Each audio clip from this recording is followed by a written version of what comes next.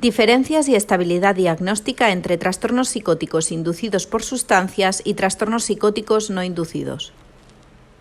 Hola, buenos días a todas y todos. Soy Gerardo Flórez, vuestro editor ejecutivo de la revista Adicciones, y estoy hoy aquí para presentaros nuestro primer artículo del mes de julio. Es un artículo que ha salido en el último volumen de este año, el número 2, volumen 35 del 2023, y es un artículo realizado en Madrid en un seguimiento para observar las diferencias y la estabilidad diagnóstica entre trastornos psicóticos inducidos por sustancias y trastornos psicóticos no inducidos. Como sabéis, este es un tema que hemos tratado en muchas ocasiones, las dificultades para determinar qué trastornos psicóticos u otros trastornos mentales han aparecido y han sido provocados por el consumo de sustancias y cuáles son los que son trastornos que se llaman primarios o no inducidos, que han surgido en el contexto del consumo de sustancias o el trastorno por uso de sustancias, y qué diferencias habría entre unos y otros. En este caso se trata del trastorno psicótico inducido, que viene definido como un grupo de fenómenos psicóticos que aparecen durante el consumo de una sustancia psicoactiva o en las 2 semanas después de él.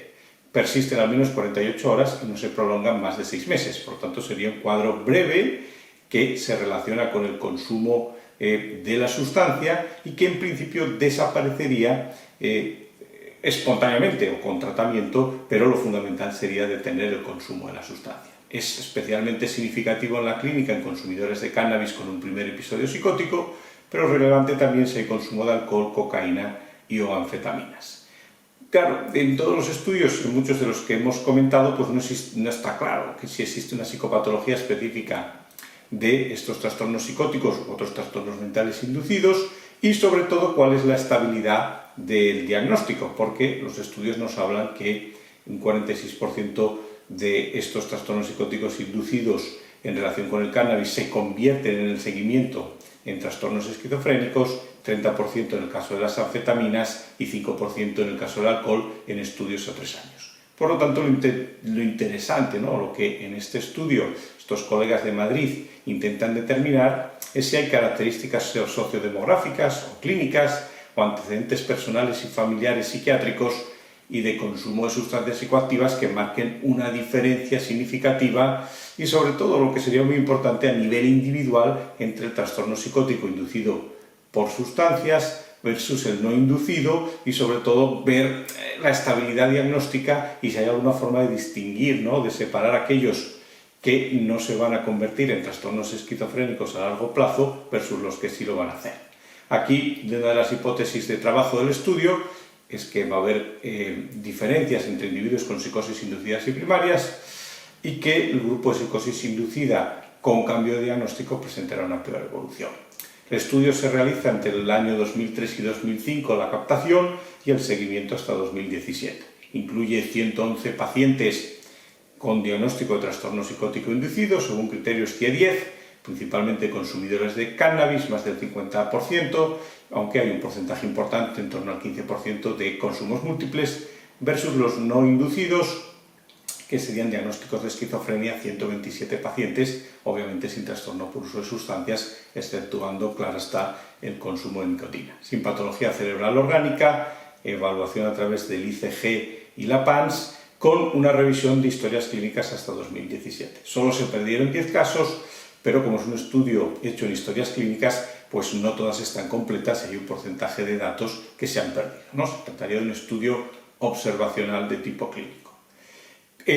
¿Cuántos sujetos, digamos, completan el estudio y los datos están completos para poder hacer el estudio completo? Valga la redundancia, serían 44 pacientes del grupo de trastornos psicóticos inducidos, en los que se observa que en un 40,9%, es decir, 18 de los casos, hay cambio de diagnóstico a no inducido, mientras que en 26 permanece, ¿no?, que es un 59,1% en el grupo de permanencia diagnóstica. Por lo tanto, como veis, el porcentaje de cambio en este grupo es un porcentaje muy importante, ¿no? Y en el grupo de trastornos psicóticos no inducidos, lo que sí se observa a la larga es que 37 pacientes presentan dependencia de tabaco y un paciente algo de consumo ocasional.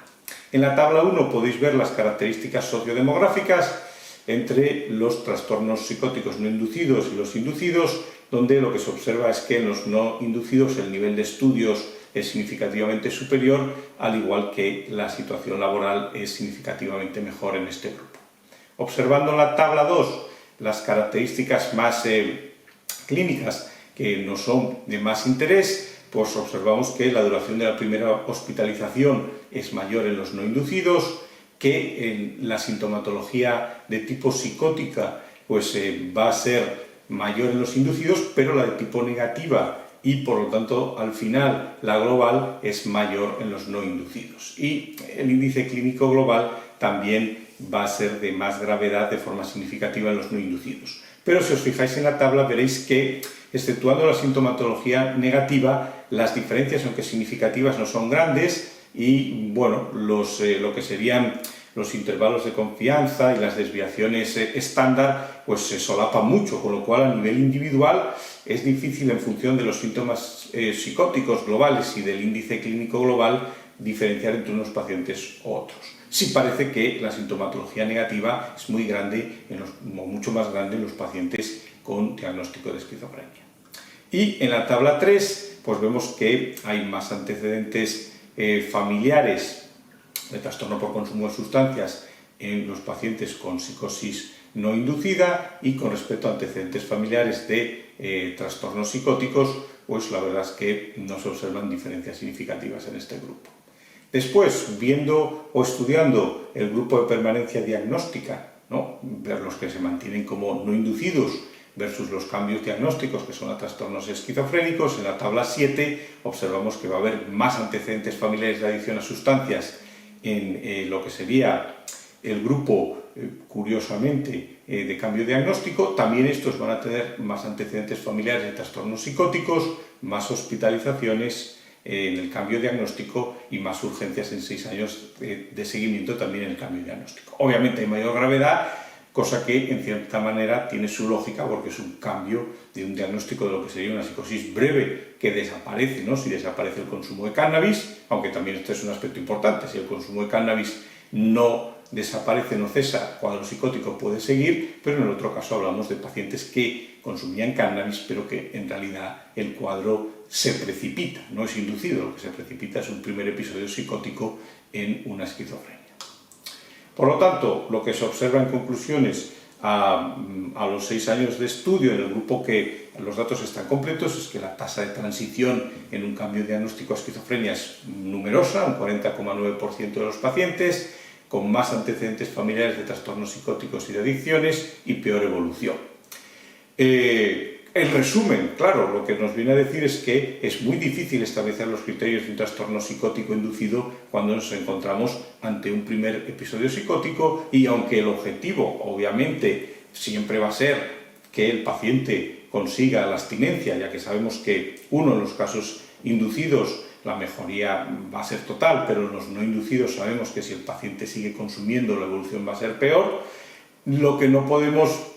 claro, determinar es o no podemos garantizar, sobre todo al paciente y sus familiares, que si detiene el consumo la remisión va a ser completa porque no hay criterios diagnósticos claros para determinar que es un trastorno psicótico inducido. Bueno, muchas gracias por vuestra atención y me despido no sin agradecer la colaboración de Janssen Pharmaceutical en la realización de estos vídeos. Buenos días.